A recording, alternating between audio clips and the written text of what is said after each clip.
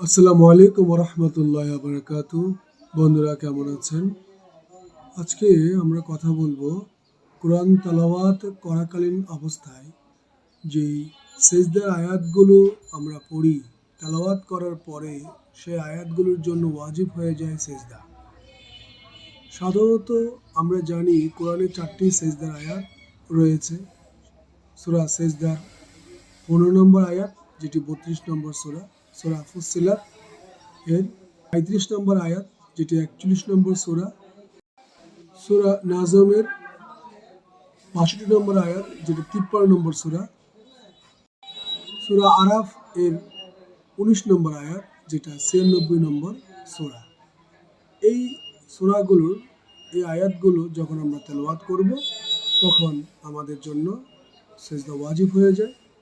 সেই ওয়াজিব সেজদাতে একটি মুস্তাহাব জিকির রয়েছে।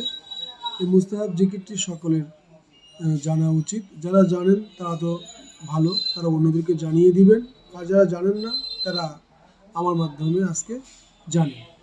সেই জিকিরটি হচ্ছে লা ইলাহা ইল্লাল্লাহু হাক্কান হাক্কান, লা ইলাহা ইল্লাল্লাহু ইয়ামান ওয়া তাসদীকান, লা ইলাহা ইল্লাল্লাহু উবুদিয়াতান ওয়া রিকান, সাজাদতু লাকা ইয়া রাব্বি তাআব্বুদান ওয়া রিকান, লা মুস্তানকিফান ওয়া লা মুস্তাকবিরান, বাল আনা আবদুন যলিলুন দাঈফুন খাইফুন মুস্তাজিরুন।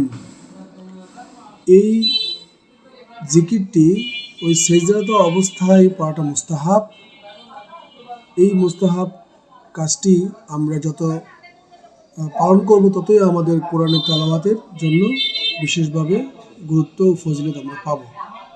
বন্ধুরা সকলে এই মুস্তাহাব জিকিরটি ভালো করে জেনে নেবেন এবং কোরআন তেলাওয়াতের সহজ সেজদাতে এই মুস্তাহাব জিকিরটি আদায় করবেন। ভালো থাকবেন।